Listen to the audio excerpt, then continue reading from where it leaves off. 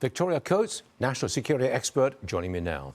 Victoria, do we know exactly what President Trump wants from Iran?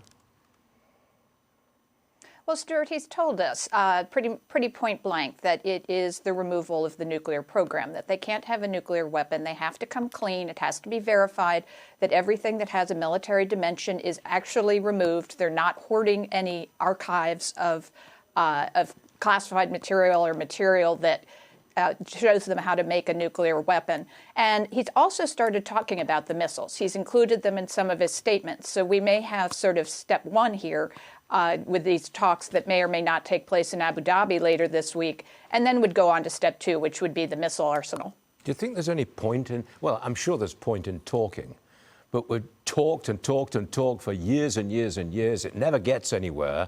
They never do anything from their side. They just keep pushing war on us. Is this worth it?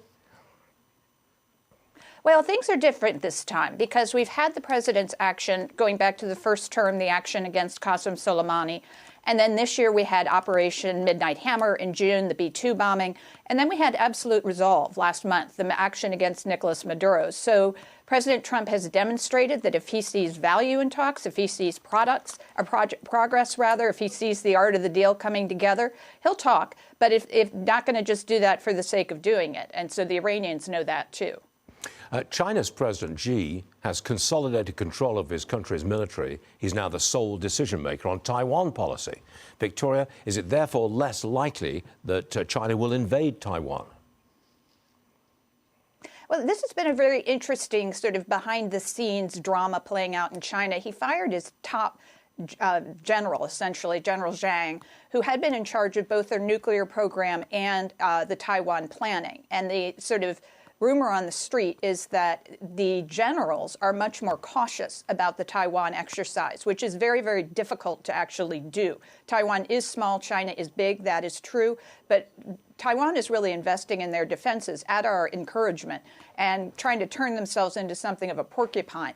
So there's definitely some unrest in the upper echelons of the Chinese military. We just did a huge AI-driven study at Heritage of a protracted conflict between the United States and China. Nobody wants that. So I'm not unhappy that they have a little chaos and give us a little bit more time to build up our defenses. One more for you, Victoria.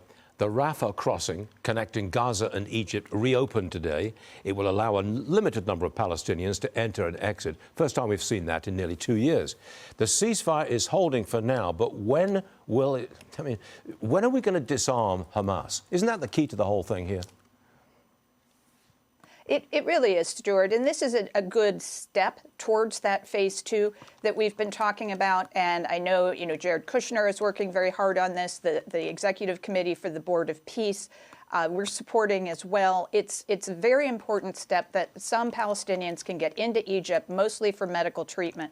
But you're right. We have to get to this disarmament of Hamas so we can get to the rebuilding. We've had some commitments from UAE to look at one of these modular sort of cities of the future. They might sponsor one of those. That would be a good step. But all the pressure from Egypt, from Qatar, from Turkey has to be on Hamas to take the step they have to take that they agreed to months ago and disarm.